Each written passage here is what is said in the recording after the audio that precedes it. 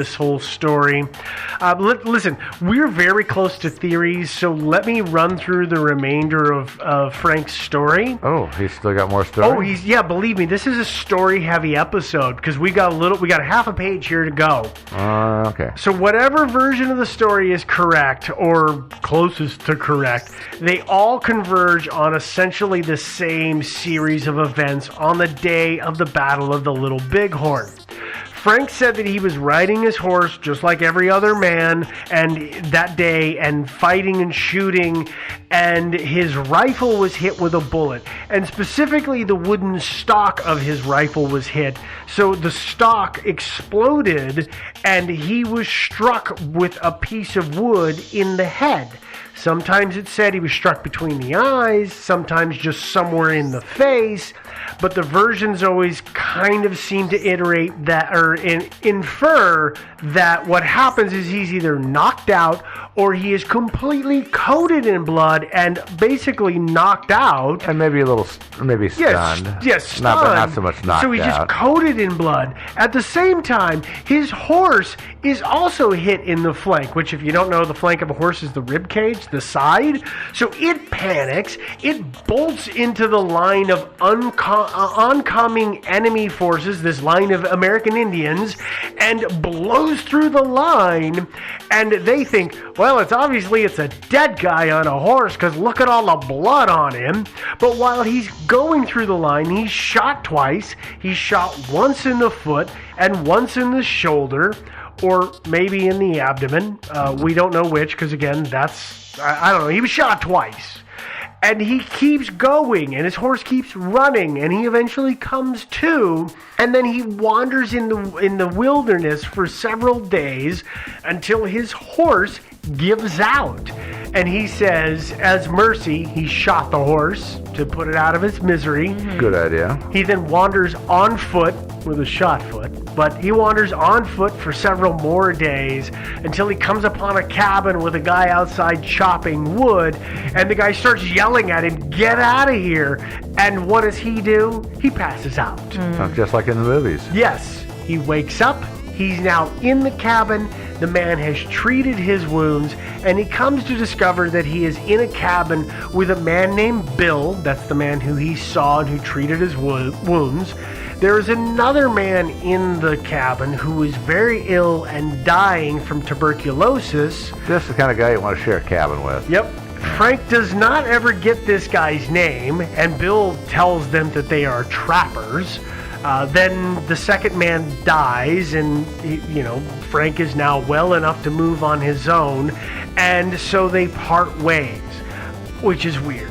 I have heard versions of this, or people reading into it and saying, what probably is that these guys weren't actually trappers. Probably not. They were probably gun runners or whiskey runners. Yeah. And who knows what the other guy died of? It might have been tuberculosis. He might have been shot and Frank just didn't know it. There's a lot of stuff that could get you back in those days. Oh. Stuff that would be easily treatable today. But I think Finkel said too that when he was there, he didn't see anything resembling a trap anywhere inside or outside the cabin. Yeah. So that kind of Yeah, exactly. So Yeah. it's very weird. But from this point, though, Finkel wanders back to civilization, and he discovers that, oh, wait, everybody that was with Custer that day was killed. And one of two things happens. Again, this is depending on the version of the story that you read. He either said, uh-oh, I can't tell anybody who I am because they're going to call me a deserter and they're going to kill me, because deserters were known to be shot for deserting. Yeah. It was a huge crime. Or the other version, which I find absurdly funny because it's absurd, is that he reports to some officer at some station and says, "This is who I am." And then officer says, "Oh, okay, great. Well, I'll need you to provide evidence, and that evidence will be in the form of 2 witnesses." And he says, "Oh, well, they're all dead." Yeah. So, okay. He about faces and he heads off west to start his life anew. I mean, Like everybody else in those days. yeah. I mean, sure. I'll just say, though, that it seems unlikely that he could not produce 2 single people especially if he rose through the ranks. There should have been people in the other There units. should have been other There were- people yeah. who would have been able to say, yep. Yeah. There were a lot of survivors from the Little Bighorn. Well, yeah, There of should the have been- 600, only 200 died of Yeah. customer 7. So Yeah. you would think that, but no, instead, he just beats feet. He heads to the Pacific Northwest. He meets his Delia, who he marries, has 3 kids with her, and becomes a very, very wealthy man, a wealthy farmer, and keeps his mouth shut up until 1920. When he probably figured nobody could do anything about it, so it didn't matter. I'm guessing that if that's the reason that he finally spilled the beans, that's why he spilled the beans. Yeah. But that's our story. And so now, after all of this time, it's time to actually get into theory. Yeah. But before we do that, let's have a quick word from our sponsors.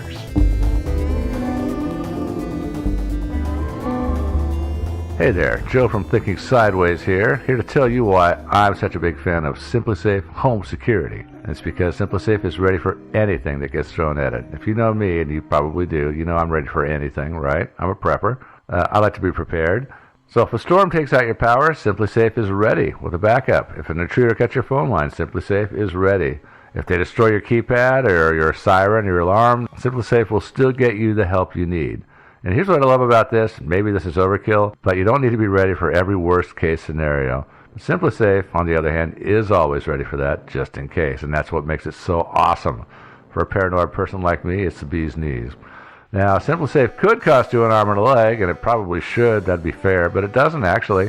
That's because they're good people. They charge you what's fair. Well, they charge you less than what's fair, really. It's only $14.99 a month. There's no contracts, no hidden fees. I recommend it to everyone I know, and I recommend it to you right now. You got to check it out. So go today to simplisafe.com/sideways. That's SimpliSafe. That's SimpliSafe.com/sideways. And we're back. Bills paid? Bills paid. Let's get into theories. So there's really just 2 theories Yeah. here. I mean, There was or it wasn't. Right? Yeah, I mean this is the simplest theory set ever, but there's a lot of different details. So we're just going to run through all of the parts of theory number 1, and then we'll run through all of the parts of theory number 2. By the way, the things in theory number 1 are going to mirror the things in theory number 2. Surprise. Because they are flip sides of the same coin. So Yeah. don't be surprised if we talk about one thing and then later on we're talking about it again. So the first theory is, of course, that he was in fact there. Sure. It's not unheard of for men who are in very bloody, violent confrontations to then not talk about those things for many, many, many years. Well, he might have been a bit ashamed of what happened. He probably felt like, even if he was totally blameless in his own mind, he felt like not everybody would see it that way. It's true. Yeah. What's funny is I was actually talking to a friend just this weekend who his dad, I know that I did a Vietnam story last week, but it just happened to be coincidental, is that his dad served in the Vietnam War. He brought home a footlocker. That footlocker has been locked the entire time that this guy has known. His dad has died years ago, but his mom is still alive, and his mom has sworn that until she dies, they won't unlock that footlocker. Like, Because there it's are full these of human ears, probably. I really No don't doubt. think that's Probably. it. But Yeah. the point is, like, some people are just so shook up and messed up by the things they experience and see that they have to lock them away in that way. And some guys just never talk about it, and some take 4 decades to actually be able to talk about it. I think it'd be hilarious if when it finally is time to open that up. It's just nothing but like some comic books and maybe I don't know, an old pair of shoes. Are Are you talking about my friend with the Vietnam stuff? Yeah. Yeah, it's going to be all rotted. It's so old. It's actually just going to be a note that says, tricked you. Yeah, haha. I like that. Yeah. And not a locker full of black mold. Yeah. Yeah. Okay, well, let's move through this theory, though. So there is one person in here who seems to support support the fact that maybe Frank was there. This Frank was actually there, and that is a gentleman by the name of Charles Windolf. Windolf said that he was a friend of Frank Finkel. There was In the Army. and there was, by the way, there was a guy in Custer's 7th that had the name Finkel. So there is a guy that appears to maybe be in line with this. So Windolf says that he knew Frank Finkel, and when he went through the remains that were on the battlefield, he couldn't find his friend. And his friend should have been identifiable because he was the tallest man in the 7th. He was the biggest man in the 7th. Okay. I mean, if you remember, this is 100 years ago, and with nutrition being what it was, and yada, yada, yada. Six-footers were not that common. No, six-footers were rare, and big guys were rare, so to be a large, tall man was uncommon. And that's what Finkel was. And Finkel, according to this, was a 6-foot-plus heavy man.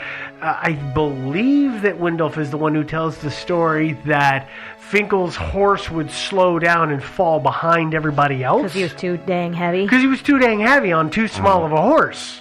I don't know if that's true I or noticed- not. Well, I noticed it's then that's interesting because the horse really found his reserves of energy when the time came, and yeah. Yeah, no, all of a sudden, bam. Yep, exactly. So he says that he went through the site, he looked for it, he should have been able to find the body of this very large man, and no matter what the locals had done to the body, never mind the effects of the heat of the summer sun. Right. He was a totally different body type than Correct, all and he others. never found that body in among all of the bodies that were left. Now, if you look at, there are some pictures of our Frank Finkel standing. So the famous one that you see is always him and his wife. I believe it's Delia. They're sitting together in a swing. Yeah, the first wife. Yeah, but there are pictures. Oh God, I can't remember what kind of hat he has on, but it's such 1920 style, and he just looks like he's of that era. And I believe he's got the suit vest on and the suit jacket and all that. But he looks like, based on that image, he looks like a pretty tall, imposing dude. Yeah, he looked Yeah. big. And so when I saw that, initially I was like, whatever. And then I saw that and I started reading the accounts. Like, okay, well, maybe he really is the same guy because he seems to sort of fit that profile. Now, back in, it was 5 years ago, there was a photo that came out in some publications, so that would have been 2013, that said that it was a photo of Sergeant August Finkel from the U.S. 7th. Yeah. Oh, really? Okay. Yes, and it was saying this is him. People these people who make their living looking at photos and comparing things, and there's this whole host of professions that do that. But the point is, they looked at that and they looked at a picture of our Frank Finkel from about 10 years later to compare the two, and they said, yeah, other than the effects of age, this is the same man. Obviously, we say it's the same guy. So there's that photographic evidence that seems to support the story. There are stories, if we move into another vein of he was there are stories from the American Indians who were in the fight. And by the way, they called, apparently, I didn't know this, but they would sometimes call the Americans long spears. And I'm guessing that was based on the rifles that they were Probably using. a spear that could really reach out and touch you from a distance. Yeah. Okay, long spear. Long Thank you. spears, I yeah. didn't get it. I was like, I don't know why they call them long That's spears, all. because it's a long gun, but that Yeah. makes way more sense. Yeah. So they would call them long spears, and there was the stories about long spears breaking, charging the line in this kind of suicidal run, and there were some that would break through. Well, there are at least one that they said broke through, and they never got to, because either they didn't go after him soon enough, or they just said, yeah, that guy looks totally dead. Yeah. As in a man strapped to a horse that is dead, because that happens. Yeah.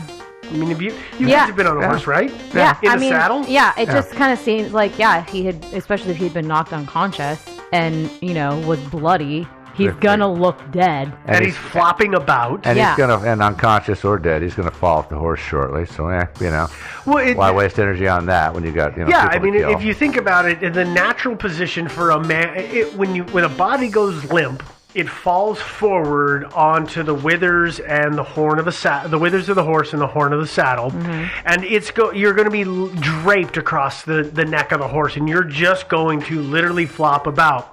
If your feet are in the stirrups just right, though, you might not fall out, and so I'm sure that I can see how they would see a guy like that. Arms just flapping about, bouncing around. Bloody as heck. Bloody as hell, and going, oh yeah, no, that dude, totally dead. Totally dead, don't worry about it, just let it through. Yeah. Which, okay, I can get behind that one. Or there Or- was a lot of other things they had to pay attention to. Well, and there were other things. There were women and younger men behind the lines that could probably take care of this wounded soldier anyway. So And they why were the worry? ones that would go after it. It wasn't Yeah. the guys in the front line that would stop and turn around and chase him down. No, they got to maintain their focus. Yeah, it was the women and the young men and the boys, even the boys and the girls, who would turn around and then track that horse. Because there were stories of men who would get through and they would be tracked all the way down and killed. But there is this one that they never found. And so that kind of lends a little credence to Mr. Finkel. Yeah, I mean, it's a lot of coincidences, but okay. Yep, you're right. It's a lot of coincidences. Let's move on to another section of this, which is there are researchers who have looked at the details that our Frank Finkel gave about the events of the Battle of the Little Bighorn, and they have said that he had to have been there because he gave details that the layman should not have known and been able to provide without either having been there or read the official accountings. There's probably they didn't have Wikipedia back in those days, but there probably were ways to find out that information. But that's a serious dedication to the. Back in those days, it'd be harder to find out. Well, and The really you'd have detailed to come up with the idea of, you know what? I think I'm going to tell people that I was at Custer Stand. All right, let's go do this. Do a bunch of research, spend a lot of time formulating this story to make it believable, and that's like. It could have been his pet hobby. I mean, okay, it could've been. let me flip sides real quick Yeah. though. Okay, it could have been his pet hobby, and he collected every detail he could. And there are guys that do this about everything from sports to random historical events, and they develop this encyclopedic knowledge based on every single thing that they read. Yeah. And that is what some people, to counter what this part of the theory says, is there are people out there who say, yeah, no, it turns out that what he said wasn't all that revelatory, and all he did was stitch it together in a nice narrative. Yeah. And that's what really roped folk in. So I don't know about that portion of it. If we move on, though, to Finkel's German, Yeah. okay, which was crap. Yeah. Remember made that up. whole he was unintelligible crap? Like Gobbledygook. talking with a mouthful of rocks? Unintelligible? Yeah. Gobbledygook. Right. So people have said, well, that's probably actually what was going on, because if he was the child of immigrants, that means he was learning the language only from his parents. This is the theory, by the way, not that he was in a larger community, but just his parents. So he learned poorly. He would have almost been talking in pidgin German Like baby or talk. baby German, like baby talk. And so it was just so horrendous. Well, or, they could have been speaking a dialect. That's kind of what I'm They thinking. could have been from a small village that had a German dialect, and that's what they taught him. And true. I mean, I know Yeah. that's, some of my family who still lives in Italy, they're the oldest generations of them. People who speak just Italian don't understand them quite as well as they would, because they have this dialect. It's a regional dialect, and it's pretty much the same, but there are some concepts that are like, what are you? No. It's like French and patois. Yeah. Yeah. Yeah. So it's Yeah, they're super close, but if you don't know, then it becomes hard It's like to follow. English and like Scotland English. Yeah. It's like American and Scotland English. Yeah. Like, I don't understand that most of the time. Well, listen, most Scots don't understand it either. So it's okay. But I mean, that would be, I guess, another thing as well, that he could have actually been functionally fluent in something, but it was maybe not just German. The other direction in this theory that might be out there is, there's the whole thing where Hermie tried to collect the pension, but if Frank himself really was part of the Seventh, you would think that he would try to get what was owed him, and there have been theories that say, well, he didn't do it because he was just so well off that he didn't need it, or there's also the idea that, well, he didn't do it because he was so embarrassed about what happened. Yeah. And this is I'm putting this in between the two theories because I don't really know which direction it goes. Well, it might be that it might be too that after his experience at the Little Bighorn, he decided he wasn't that keen on being in the military. Mm-hmm. If he'd gone back in and said, well, hey, I'm still alive, they'll say, hey, that's great, we're going to put you back in with the 7th again, you can go back out and you do your thing again. And he didn't want to do that. So in that sense, he might actually have used this incident to actually desert, actually leave the army. Right. Because he was presumed dead. Which would then say that no wonder he didn't try to claim his pension because he deserted. Yeah, and he might have just decided, this army thing is not working out. That's probably a good point for us to transition over to theory number 2, which is that Frank Finkel was a fraud. Could have been. And he wasn't actually at the Battle of the Little Bighorn. No. He wouldn't be the first, would he? No, he would not. It turns out, and this is boggling to me, that 120 people up until, I guess, about 1930 were claiming that they were there in some fashion to... I don't understand it's a claim for fame, I guess, but it's so weird to me. I don't get it. But their stories come out in one of about 5 different ways. And one of these will sound familiar to you, as you have learned from Mr. Finkel's story. But those ways are that they were the last one to be dispatched for reinforcements and or supplies. They hid in a log, an animal, or behind a rock. They charged the enemy and somehow got through. Ding, ding, ding, Mr. Finkel. They got to the battle site late because of some kind of mishap, or they were captured and held enemy by the American Indians, and for some duration of time before they escaped. I kind of doubt that one. Okay, well, let's just take these in order. I don't think they took prisoners, did they? Well, let's just take these in orders, though, Joe. So the last one dispatched, we pretty well know who the dispatched people were. People who hid, well, that's mostly Huey, except for one that we'll talk about. Well, actually, the Indians were, they were so dumb. It was very easy to fool them by hiding behind a rock. They were totally fooled by that. I love your sarcasm. I have to call it out as sarcasm, though, because sometimes people don't get the sarcasm. No, that's a dumb theory. But the hiding in things, as we'll find, is real. Charging through the enemy, that's what Finkel says he did. Got to the battle site late. There's some guys that... Basically, it's the same thing. Remember how we said Finkel was so big his horse was slowed down? Yeah. It's that kind of train of thought. Oh, I got the bad horse this day. Yeah, I got the crap. I got the Yugo of horses. Or the horse. The horse has got a problem. Through a shoe or something like that. Yeah, something like that. Ran lame. And then they were captured and held prisoner. That one completely holds no water because the Native Americans they didn't take prisoners. Yeah. Why? They would have to feed you and house you and take care of you. No. Screw that. Yeah, exactly. There was no Geneva Convention. They just said, "Hi, thanks." That's You're kind done. of one of the reasons why back in the day here in America, the white people also didn't send you away to prison for a lot of crimes. They just strung you up. Because we were poor and we didn't have the resources to build jails and prisons and stuff like that. So, Absolutely. So hang them. Absolutely. Yeah. So let's move through things here. So there is a guy that I did not talk about earlier, and he is one of the scouts for Custer. Yeah, one of the Crows. And that's Curly. His name is Curly. Curly Crow? No. I don't think that's what they called him, Joe. Probably not. But they called him Curly. Well, Curly was a scout, and there's a couple of different versions about how his story went, but Curly became, after the fact, a popular figure, and he was paid to travel around by white people to tell his story of the events that happened at the Battle of the Little Bighorn. Of course he was. And, well, you know, people are weird. They like gory stories.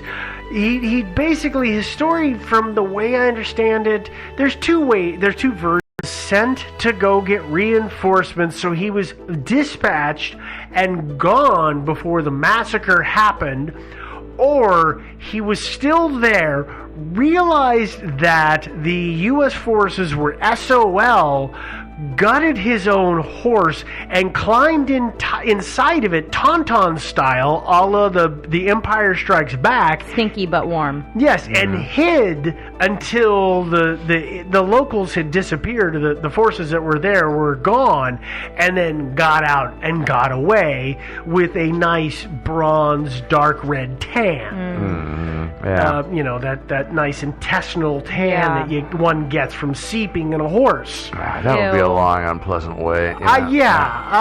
So I don't. I mean, he told the story everywhere.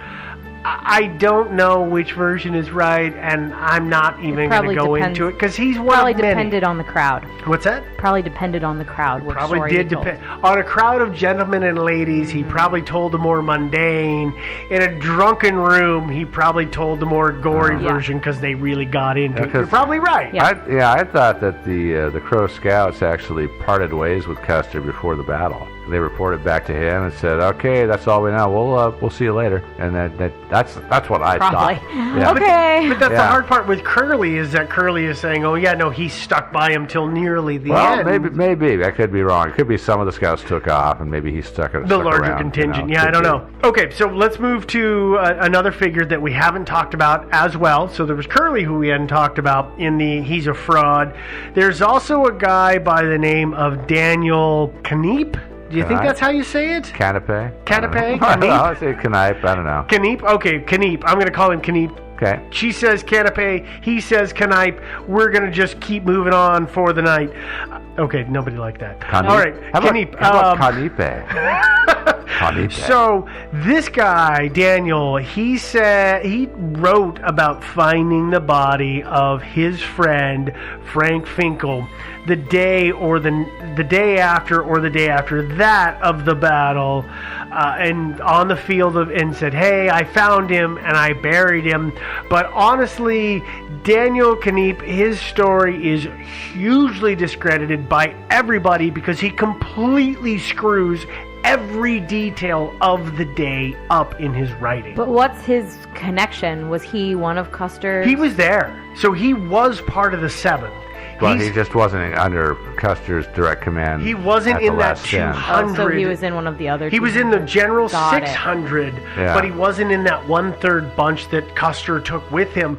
But the problem is that his story is so absolutely effed up that he talks about the wounds that Custer had on his body, and they're nowhere near the wounds that are officially recorded as of Custer having had. So. Okay. He's completely off the market in the things that he has in his book. Okay. There's a gentleman by the name of Samuel Alcott. Alcott wrote about the body. Was he another one of? He was another one that was. He was The also lucky ones? He was also one of the lucky ones that was not in that group of 200. He wrote about the fact that he and Finkel were friends. So what happened is they both came in from. So Finkel was in the 7th. Alcott was in one of those other divisions that was all kind of traveling up the Yellowstone River at the same time. Yeah. And they were both clerks. And so they got to know each other and they rose through the ranks together. And so he knew Finkel very well. And he said that he went back to the battle site and he found the body of his friend Frank Finkel.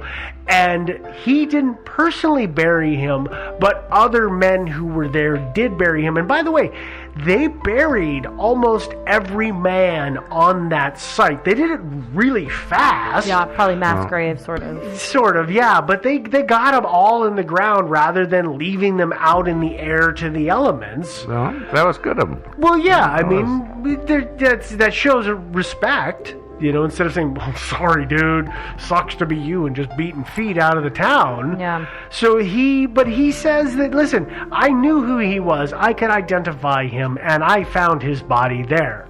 We talked about this before. There is the stories of people charging into the lines of the oncoming American Indians.